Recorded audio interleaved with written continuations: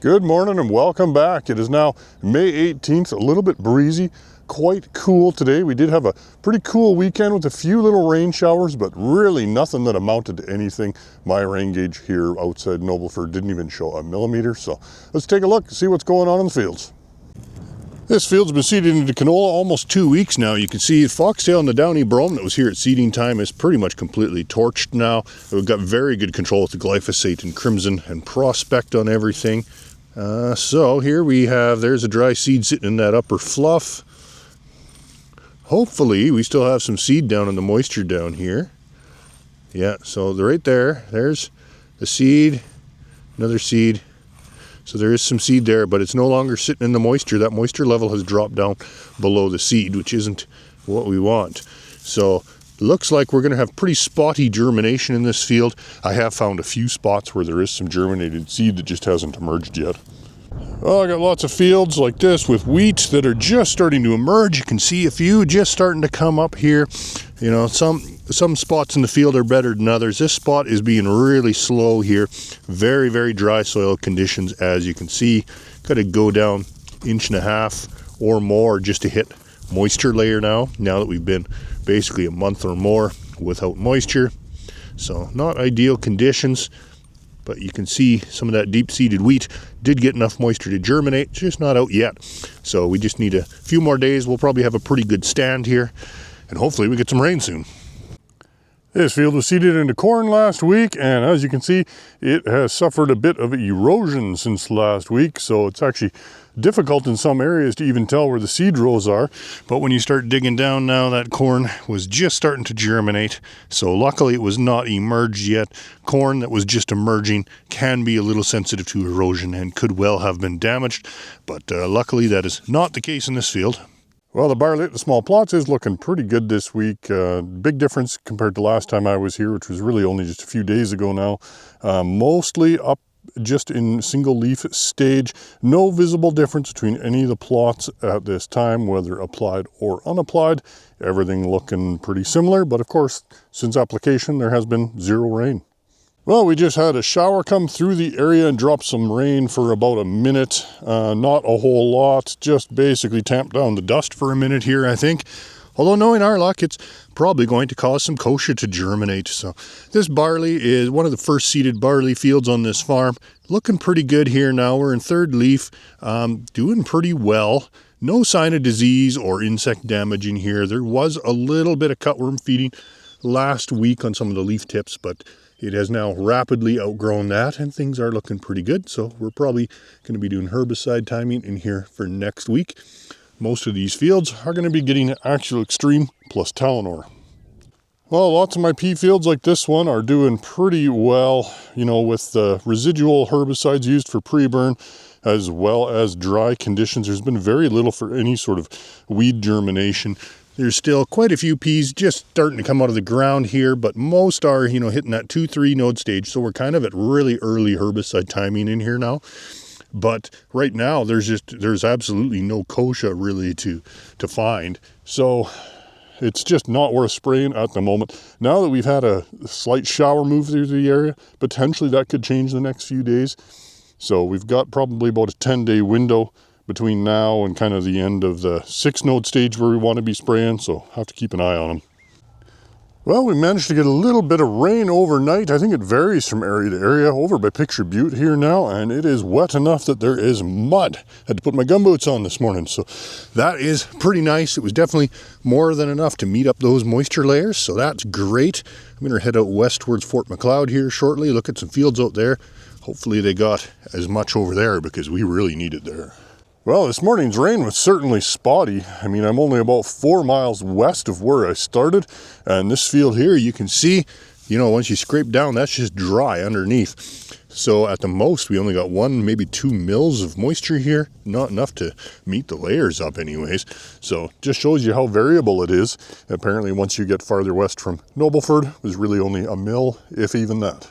Well, this weed down here is common plantain. I get asked about this one every year. It's kind of an interesting little weed. It will send up kind of a little bit of a flower stalk, but it's not really a flower. It's, you know, well, a green flower, I suppose, and go to seed. It is susceptible to group 4 herbicides. Generally, it's not all that difficult to control. In this case, we're going to be hitting it with Talinor. We shouldn't have a problem getting rid of it.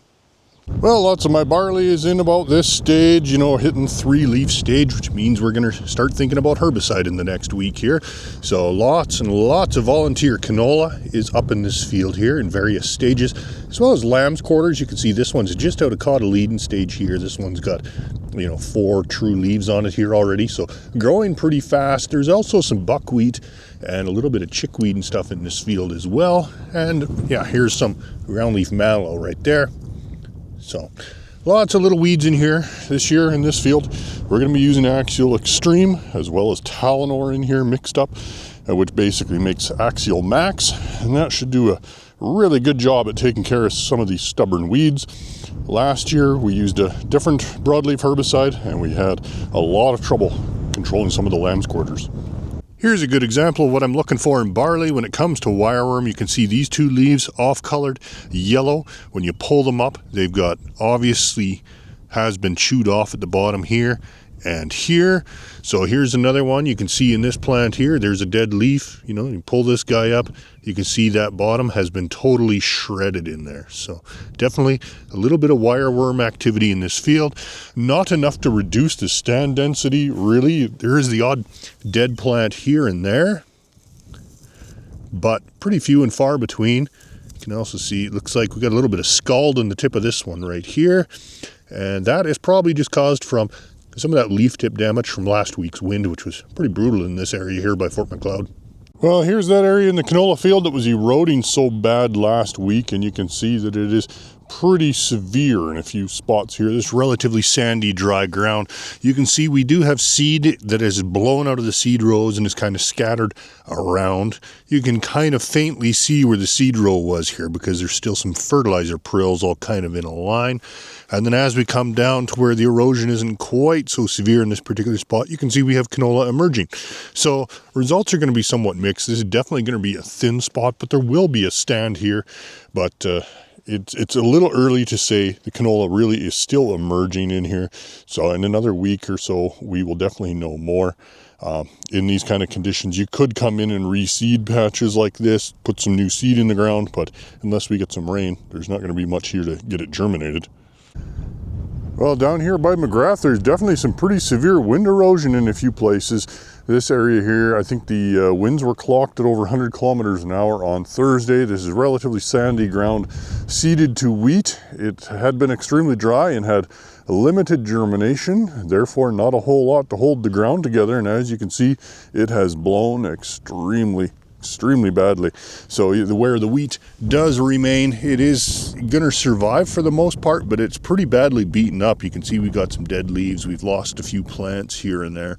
And in other places, there's still seed just kind of sitting on the ground. So interesting to see. Not nice to see, though.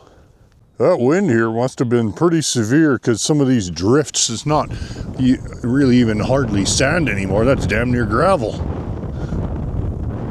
Here we have some severe erosion in some lentils that were just emerging at this time last week. You can see this is kind of the south edge of the field here, and there's probably a good 150, 160, maybe even 200 feet worth of lentils.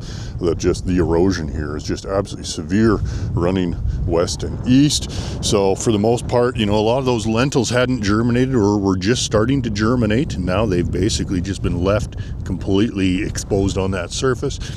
There is some emerged ones here and there that are, damaged and stunted, and lentils are generally pretty tough, so they'll probably come through, but that stand is going to be very, very reduced. And just downwind of those eroded lentils is this fall rye, which was looking absolutely wonderful last week, and you can see she's been sandblasted pretty good. We're pretty ragged in here. We've lost a lot of the leaves, and the top growth has just been desiccated and blasted away, not to mention how absolutely soft all that drifted soil is in here. So we've basically lost all the topsoil to the west. It's now all deposited on the rye and kind of half buried the rye. But you can see the damage just taper off, and the crop is looking pretty good once you get out there 100 yards or so. Last week, this field of canola was emerging, and now it's pretty hard to find anything in here. With all of the erosion damage in here, there is the odd one kind of peeking out of some of the new soil here. for comparison's sake, like last week, you could pretty much see rows in here. Now we can't really hardly even find a single plant. They are all either completely buried, like these ones here, or in this case over here, just completely gone. Like this whole patch has just been eroded down. Any cotyledons, canolas that were emerging in an area like this have just completely disappeared. So I think it's going to be a bit of a mixed bag. I think this is going to be a insurance case in this field and probably a reseeding. Well, here we have some erosion damage and some emerged yellow peas. Now, of course, this happened last week, so there is some signs of recovery. You can see all of these were emerged last week here, these yellow peas. They have all been cut off completely at the surface here. But if we dig these up, you'll see that we're going to regrow off that scale node, basically. So that bottom node of peas, which should be underground, and in this case is going to send out new growth. It will be delayed, it will be behind, but we will still have a stand here, although it's probably going to be reduced. Lots more drifted soil here. The field on the other side of this fence was pretty lucky. It was Durham, and it was only just starting to emerge during that wind event. So there is a few leaf tips that are torched, but overall the crop has emerged pretty well since it mostly came up since the erosion. A lot of the cereal crops in this area that were emerged, like this one, which would have been, 2-3 leaf stage at the time, are pretty well damaged as well. You can see they are putting out a healthy new leaf. That third leaf is coming out perfectly fine, undamaged, but leaf 1 and 2 is certainly beaten up, and the crop is very stressed. You can see like we've got kind of a overall yellowish color to the whole field, so she ain't feeling too good. We're coming up on herbicide timing in a lot of these fields, but we're gonna have to wait for them to recover and be out of stress before we put them in more. Well, here I'm checking out a field that was seeded into mustard last week. It was seeded pretty shallow in order to hopefully take advantage of some rain showers we were supposed to get over the May long weekend, but which never really happened. So the seed for the most part is still sitting here completely dry, which is not a great situation, but hopefully the forecast for next week is still looking positive. So hopefully we'll get some good emergence here. Right now, as of basically this weekend, it will be 5 weeks since we had any sort of meaningful moisture out in this area. So right now that topsoil is dry enough that we're not even really seeing much for wild oat or kochia emergence. Well, it's sure been a beautiful Friday out here, and hopefully that weather holds in for the weekend. We do need some time to recover from cloudy, cool conditions and wind erosion, but it is looking like we have a pretty good chance of getting some rain next week, which will be nice. It's now been really 5 weeks here since any sort of meaningful rain. So hopefully that will change next week, and we'll see you then.